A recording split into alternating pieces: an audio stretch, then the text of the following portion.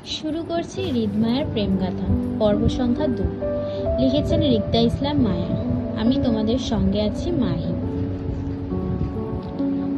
মায়াকে কাবিননামায় সিগনেচার করতে বলল। মায়া কলম হাতে সিগনেচার করতে গিয়ে এক পলক চোখ আউড়িয়ে কাবিননামায় নিজের সদ্য হওয়ার স্বামীর সিগনেচারটাতে চোখ বুলালো একটু করে। বরের জায়গার স্বামী নামটা মায়া ভালোভাবে দেখেও বুঝল না আসলে সেখানে লোকটা কি নাম লিখেছে। কেমন ঘুরিয়ে পেঁচিয়ে দ্রুত একটা নাম লিখে নিল লোকটা, অথচ নামটা মায়া বুঝতেই পারছে না কি লেখা আছে তাতে। মায়া নামটা ভালো করে পরখ করে বুঝলো এটা ইনিশিয়াল সাইন করা, তাই মায়া শত চেষ্টা করলেও সিগনেচারটা মায়ার ছোট মাথায় ঢুকবে না। অসহায় মায়া সিগনেচারের উপর এক নজর বুলিয়ে চোখ ভর্তি জল নিয়ে তাকালো অর্ধবেহুশ স্বামীর দিকে। সেদিকে এক পলক তাকিয়ে কাঁপা কাঁপা হাতে সেও কাবিননামায় সিগনেচারটা করে বিয়েটা সম্পূর্ণ করতেই কাজী সাহেব উঠে দাঁড়ালো খাতার পত্র গুছিয়ে। এক পলক মায়াকে দেখে নিজের ছেলে ও নাতিকে নিয়ে রুম থেকে বের হয়ে যেতে যেতে নিজের বউকে ডাক ছেড়ে বলে গেল মায়াদের কিছু খাওয়ানোর জন্য। রাতের প্রায় শেষ প্রহর। হাতের মুঠোয় বাটন ফোনটি চেপে বিষণ্ণ ভগ্ন হৃদয় নিয়ে অন্ধকারাচ্ছন্ন খোলা আকাশের দিকে তাকিয়ে আছে টিন শিটের জানালা দিয়ে মায়া। ওর ছোট মনের আকাশে আজ ভীষণ মেঘ জমেছে। সেই মেঘের বাঁধ ভাঙা বৃষ্টি হয়ে বারবার গাল গড়িয়ে পড়ছে ক্ষণে ক্ষণে। মায়া বারবার হাতের উল্টো পিঠে গাল মুছতে ব্যস্ত, সেই সাথে মুঠোয় ফোন চেপে নিজের ভাইকে কল করছে অনবরত। এই ফোনটি বাড়িওয়ালা ছেলের বউয়ের। খাবার দিতে আসায় তখন মায়া ফোন চেয়েছিল মহিলাটির কাছ থেকে। তিনিও মায়ার মনের অবস্থা বুঝে নিজের ফোনটি দিয়ে সাহায্য করেছিল মায়াকে, কিন্তু মায়ার ভাগ্য সহায় হলো না। সেই মধ্যরাত থেকেই এক নাগাড়ে কল করে যাচ্ছে আরিফকে, কিন্তু ভাইয়ের ফোন বন্ধ, বারবার নট রিচেবল আসছে। মায়া কান্নার বেগ বাড়িয়ে ফুপিয়ে কেঁদে উঠে বিছানা শয্যাশায়ী স্বামীর দিকে তাকায়। নাম দাম পরিচয় কিচ্ছু জানে না মায়া, অথচ এই লোক নাকি মায়ার স্বামী। ভাগ্যের কি পরিহাস। তাছাড়া এখন মায়া পালিয়ে গেলে ইহজীবনে এই লোকের সাথে আর মায়ার আর দেখা হবে কিনা তাও সন্দেহ। দেখা না হওয়াটা 100% নিশ্চিত।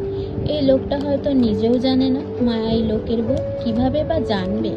লোকটার সজ্ঞান থাকলে তো জানবে না কি? সে তো অজ্ঞানরত বেহুশ অবস্থায় মায়াকে বিয়েটা করলো। মায়ের মতো করে সেও মায়ের নাম ঠিকানা জানা না, এমনকি মায়াকে হয়তো চোখের দেখাটা পর্যন্ত দেখেনি সে। হুঁশ ফেরার পর এই লোককে মায়া কি বলবে? বলার মতো কি আদৌ কিছু আছে মায়ের কাছে? বিয়ের বিষয়টা জানতে পেরে যদি লোকটা উঠে মায়ের সাথে খারাপ আচরণ করে তখন কি করবে মায়া? ভয়ার্থ মায়া আরো ভয়ার্থ হলো। চুপিসারে এখান থেকে পালিয়ে যাওয়ার পায়তারা করলো। যাওয়ার আগে কি মনে করে স্বামী নামক অচেনা লোকটার সম্মুখে দাঁড়ালো। ইতিমধ্যে লোকটার মাথায় মোটা করে ব্যান্ডেজ পড়েছে, ডাক্তার দিয়ে করানো হয়েছে, বাড়িওয়ালার ছেলে করিয়েছে। অসুস্থতার জন্য এখন বেঘরে ঘুমাচ্ছে সে। মায়া লোকটাকে গভীর চোখে দেখে নিয়ে চুপিসারে চলে যেতে গিয়েও পা থেমে গেল। হাতের বাটন ফোনটা চেপে সময়টা দেখে নিল। 3:40, প্রায় ভোর। মায়া হাঁসফাঁস করলো লোকটাকে এই অসুস্থ অবস্থায় একা রেখে যেতে। একটা মাত্র স্বামী মায়ার। এই অসুস্থতার মাঝে যদি হারিয়ে যায় মায়া, চলে গেলে তখন মায়ার পাপ হবে না? না থাক, মায়া না হয় আর একটু কষ্ট করে কেটে কুটে স্বামী পাশে থেকে গেল পাহারা দেওয়ার জন্য। তবে স্বামী চোখ খোলার আগেই মায়া পালিয়ে গেলে তখন লোকটা মায়াকেও অপ্রকাশিত বিয়েটার জন্য আর দায়ী করতে পারবে না। মায়া বেঁচে থেকে সারা জীবন ভুল হয়ে গেল আমার এখানে একটু।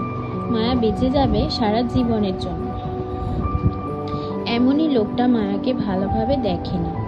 এরপর আবার মায়ার সম্পর্কে সে কিচ্ছু জানেও না। এখন যদি মায়া পালিয়ে যায় তাহলে জীবনের মায়াকে খুঁজে পাওয়ার সম্ভাবনাও নেই। স্বস্তির মনে মায়া ততক্ষণ বসে রইল যতক্ষণ পর্যন্ত না আরিফ মায়ের কলটা রিসিভ করছে। মায়ের কল তার ভাই রিসিভ করে ভোর 4:56 দিকে। তখন প্রায় ভোর ধরণীর বুকে উৎফুল্ল মায়া নিজের ভাইকে ওর অবস্থানের কথা জানিয়ে সব কিছু ছেড়ে ছুড়ে তৎক্ষণাৎই পালালো খুলে জানালা দিয়ে। তবে যাওয়ার আগে নিজের হাতের বাটন ফোনটা রেখে গেল স্বামীর সাহায্যের জন্য। মায়ার অচেতন স্বামীর ঘুম ভাঙে প্রায় 7টার দিকে। মাথা চেপে উঠে বসতেই রুমে ঢোকে কাজী সাহেব। তীক্ষ্ণ দৃষ্টিতে রুমের আশেপাশে তাকিয়ে মায়ার খোঁজ করে বলল, মেয়েটি কোথায়? গম্ভীর কণ্ঠ কানে আসতে ভারী মাথা চেপে চোখ তুলে কাজী সাহেবের দিকে তাকালো ছেলেটি। মাথায় ব্যথা এমনই হ্যাং হয়ে আছে, তার উপর আবার অপরিচিত জায়গায় অপরিচিত মানুষের মুখে অপরিচিত কারোর খোঁজ তার কাছে পড়ছে ভেবে খানিকটা কপাল কুঁচকে আসে বিরক্তিতে। সে উত্তর করল না, বরং মাথা চেপে বলল, আমাকে এখানে কে নিয়ে এসেছে? আমার ছেলে। কাজী সাহেবের কথা পৃষ্ঠে তেমন কিছু বলল না যুবকটি, শুধু একটু করে বলল, একটা ফোন পাওয়া যাবে? কাজী সাহেব তীক্ষ্ণ দৃষ্টিতে ছেলেটির হাবভাব বোঝার চেষ্টা করে বলল, তোমার সামনেই রাখা আছে, দেখো। ছেলেটির চোখ আউড়িয়ে নিজের সামনে থেকে মায়ার রেখে যাওয়া বাটন ফোনটি হাতে তুলে নিতে চাইলে কাজী সাহেব আবারও মায়ার খোঁজ করে বলল, তোমার সাথের মেয়েটি কোথায়? ফোনটি হাতে নিতে নিতে কপাল কুঁচকে তাকায় কাজী সাহেবের দিকে ছেলেটি। মূলত সে তখনও বুঝতে পারছে না তাকে বারবার কার কথা জিজ্ঞেস করা হচ্ছে। কিসের মেয়ে? অকপটের সোজাসাপটা উত্তর করলো কাজী সাহেব, তোমাকে নিয়ে রাতে যে মেয়েটি এসেছিল এখানে, আমি তার কথা জিজ্ঞাসা করছি। সে কোথায়? তাকে দেখছি না কেন? ছেলেটি কপাল কুঁচকে কিছুক্ষণ মন্ত থেকে মনে করার চেষ্টা করলো আসলে কাজী সাহেব কার কথা বলতে চাচ্ছে তাকে। কয়েক সেকেন্ডের মধ্যে স্মরণে আসলো একটা ঝাপসা লাল হিজাবধারী মেয়েলি মুখ। রাস্তায় দেখা হয়েছিল মেয়েটার সাথে তার। দুর্বলতা ঠিকঠাক মেয়েটার ফেসটা পর্যন্ত দেখায় হয়নি তার। এরপর থেকে সে নিজের হুঁশে ছিল না বলতে গেলে, অথচ এখন সকাল না হতে হতেই সেই মেয়ের খোঁজ করে তার কাছে করছে। অদ্ভুত তো, যে মেয়েকে দেখেনি জীবনে সেই মেয়ের খোঁজ কিভাবে দিবে সে? বিষয়টি সে তেমন একটা আমলে না নিয়ে স্বাভাবিক ভঙ্গিতে বাটন ফোনে নাম্বার টাইপিং করতে করতে অকপটের উত্তরে বলল, আমি জানি না সে কোথায়। তুমি জানো না মানে? যুবকটি বাটন ফোনে টাইপ করে কাউকে মেসেজ পাঠিয়ে দুর্বল শরীরে উঠে দাঁড়ায়। আপাতত নিজের গন্তব্যের জন্য বের হবে সে, এখানে আর এক মুহূর্তে নয়। কিন্তু কাজী সাহেবের বরাবর তীক্ষ্ণ দৃষ্টি এড়িয়ে পকেটের দুহাত গুজাতে বলল, আপাতত বলতে পারছি না আপনার অনুসন্ধানকৃত মেয়েটি কোথায়, আর না তার খোঁজ নিতে ইচ্ছুক। আমি চলে যাচ্ছি, আমাকে সাহায্য করার জন্য ধন্যবাদ। যুবকের কথায় খানিকটা তেতে উঠে কাজী সাহেব। তিনি চিনেন এই পাষাণ ছেলেকে। খান পরিবারের নিহাল চৌধুরী একমাত্র ছেলে আব্রাহাম রিদ খান। রাগী আর উগ্র চলাফেরার জন্য বেশ বদনাম। ক্ষমতার জোরে মাটিতে পা পড়ে না তার। তবে মেয়েলি বাজে বিষয়ে কখনোই খান পরিবারের কাউকে জড়াতে শোনেনি কখনো। এমনকি এই রিদ খানকে কখনো কোনো মেয়েকে নিয়ে জড়িয়ে বাজে কিছু বদনাম শোনা যায়নি কখনো। তিনি মনে করে খান বাড়ির মানুষজন আর যেমনই হোক না কেন তাদের বাড়ির বউরা অত্যন্ত মর্যাদা নিয়ে চলেন সমাজে। হয়তো এই ছেলের ক্ষেত্রেও তাই হবে, বউকে সম্মান দিবে। কিন্তু এই ছেলে সকাল হতে না হতেই রাতে বিয়ে করা বউকে অস্বীকার করছে। কাজী সাহেব অত্যন্ত রুষ্ট গলায় হৃদের উদ্দেশ্যে বলল, মেয়েটি তোমার বউ, স্বামী হয়ে তার খোঁজ রাখা তোমার দায়িত্ব। তাছাড়া মেয়েটা বেশ ছোট, দুনিয়া সম্পর্কে তার ধারণাই নাই থাকতে পারে। এর জন্য বলছি, স্বামী হয়ে তার খেয়াল রাখা তোমার উচিত। কপাল কুঁচকে কাজী সাহেবের দিকে তাকিয়ে থাকলো হৃদ। একটা অচেনা মেয়ে তার বউ হয় কিভাবে? হৃদ ভাবলো হয়তো রাতে হৃদের সাথে মেয়েটি দেখে হয়তো কাজী সাহেব উল্টো ভেবে নিয়েছে যে মেয়েটি তার বউ হতে পারে। হৃদ কাজী সাহেবের ভুল ধারণা ভাঙার চেষ্টা করলো না। এত বেশি কথা সে কারোর সাথে বলার প্রয়োজন মনে করে না। তার এখানে কোনো কাজ নেই, বিদায় তার চলে যাওয়াই উচিত মনে করে কাজী সাহেবকে পাশ কাটিয়ে চলে যেতে চাইলে তৎক্ষণাৎ কাজী সাহেব হৃদকে আটকিয়ে পকেট থেকে দুজনের কাবিননামার একটা কাগজ নিয়ে হৃদের হাতে ধরিয়ে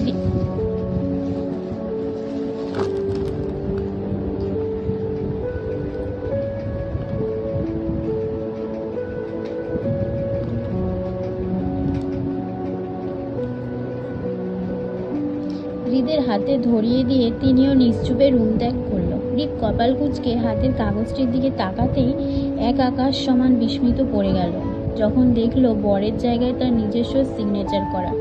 হৃদ খানিকটা চমকানো, সাথে সাথে বিরক্ত বোধ করলো এমন হুটহাট অপ্রকাশিত বিয়ের জন্য। হাতের কাবিননামাটায় তীক্ষ্ণ দৃষ্টিতে চোখ বুলিয়ে বউয়ের নামটা দেখে নিল এক পলক। সেখানে আনাড়ি হাতে এলোতোপড়ে ভাবে লেখা রিক্তা ইসলাম মায়া। হৃদ বুঝতে পারলো তার অচেনা বউয়ের নাম রিক্তা ইসলাম মায়া। নামটা সে তৎক্ষণাৎ মনে মনে বেশ কয়েক আওড়িয়ে স্মরণে গেঁথে নিল। তবে বইয়ের আনাড়ি হাতের লেখা দেখে হৃদের কপালের কুঞ্চি ভাঁজ আরও গাঢ় হয়। তাকে কোনো নাবালিকা প্রাইমারি বাচ্চার সাথে বিয়ে দিয়ে দেয়নি তো তারা?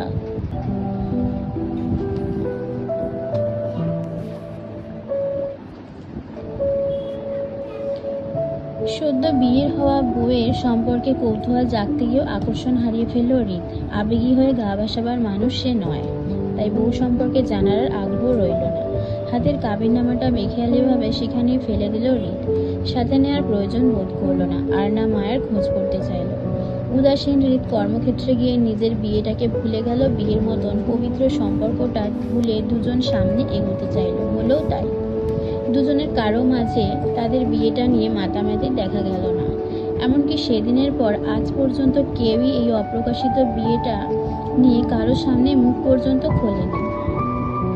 হৃদ কারো কাছে বলার প্রয়োজন মনে করেনি, আর মায়া পরিবারের ভয়ে কাউকে কিচ্ছু বলছে না।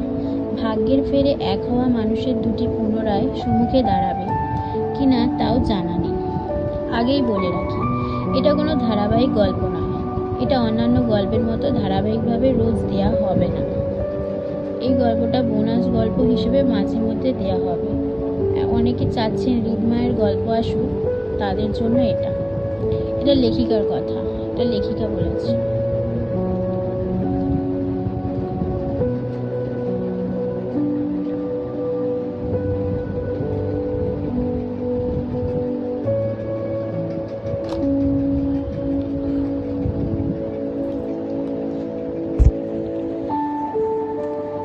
আমার জীবনের হঠাৎ আগন্তুকের আগমন ঘটেছিল 2017-তে।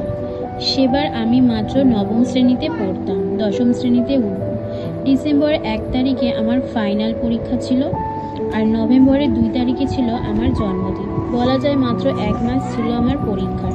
তাহলে বুঝতেই পারছেন, ফাইনাল পরীক্ষার মতো জটিল বিষয়টার মাথায় রেখেই ধেই ধেই করে নাচতে নাচতে আরিফ ভাইয়ার হাত ধরে চলে গিয়েছিলাম সেবার ঢাকা শহরে। জন্মদিনটা স্পেশালভাবে পালন করার জন্য হয়েছিলও তাই। আমার জীবনের সবচেয়ে স্মরণীয় জন্মদিনটা ছিল 2017-তে, আমার 16তম জন্মদিন।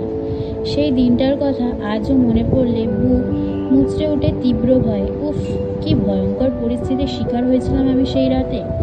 ওই অচেনা লোকটির সাথে, চেনা নেই জানা নেই, তারপরেও হুট করে ওই লোকটির সাথে বেঁধে গেলাম।